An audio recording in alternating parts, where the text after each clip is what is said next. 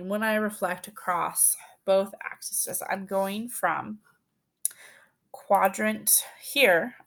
If I take a look over on this value, I'm going from quadrant 2 to quadrant 4. So I'm reflecting across both axes. I'm really looking at this. I'm going from a 2 to a 4. So I'm going even when I look at across both axes, or I am going to, in this case, if I reflect across this way, I'm doing quadrant 1, reflecting to quadrant 3. So it's very messy, and I realize that it's very messy, but it's one of those things that you'll need to remember that when you're going across both axes, so here, if I have a point that's here, I'm going to go across the y and across the x to find that point. When it's reflected across both axes, it's going to be in that diagonal quadrant. If I'm just reflecting across the y or the x-axis, then it's going to be either in the horizontal right next to each other, or it's going to be vertical up and down to each other depending on which axis I cross. Okay, so let's go ahead and let's take a look at your guided practice on page 187. So it says, number 1, what is the y-coordinate of any point that lies on the x-axis? So if I have any point that lies here on the x-axis, if I'm moving left and right and I don't move up and down, my coordinate is going to be 0. My coordinate's not going to change. I don't move up and down, so my coordinate is going to be 0 for the y-coordinate. Okay. Question number 2. How are the points 4, 5 and -4, 5 related? So I'm going to go ahead and I'm going to graph them just to show you guys. So if I have 4, 5, 4, 5 is going to actually be this very top value up here. And then I have -4, 5. So it's going to be this very top value here. So this goes back to that discussion that we just had about reflecting points.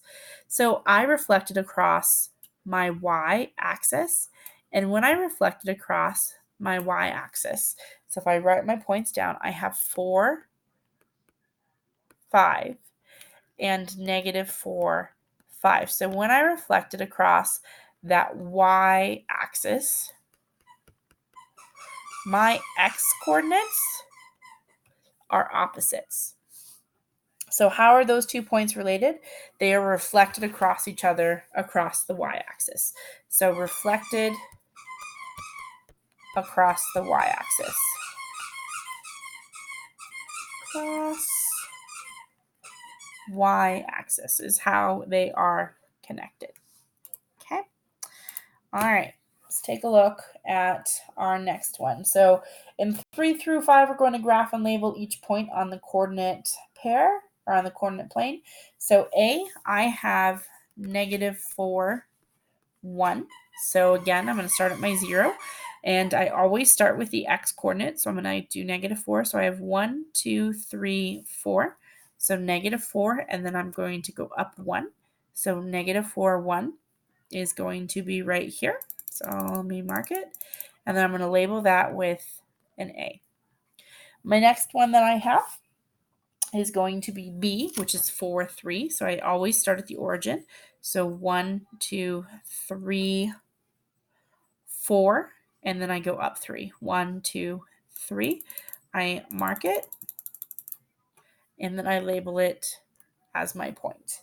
And then my last one is going to be 0, -2.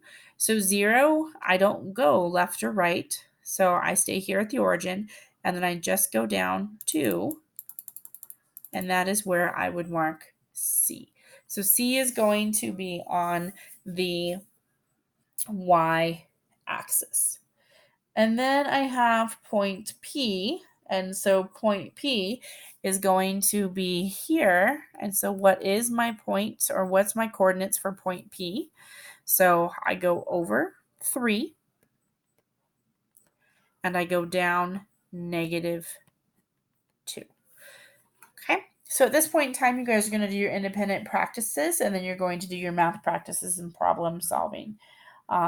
We will spend some time working on coordinate graphs. You guys will get plenty of practice on how to plot, on how to identify coordinates, what the origin is, and then spending some time with that language of the discipline.